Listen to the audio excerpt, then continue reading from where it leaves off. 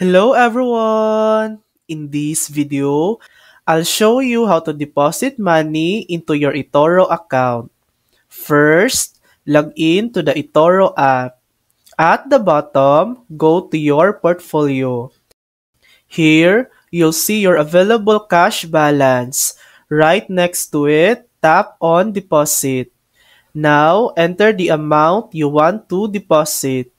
Keep in mind, the minimum deposit is $50. Next, choose your payment method.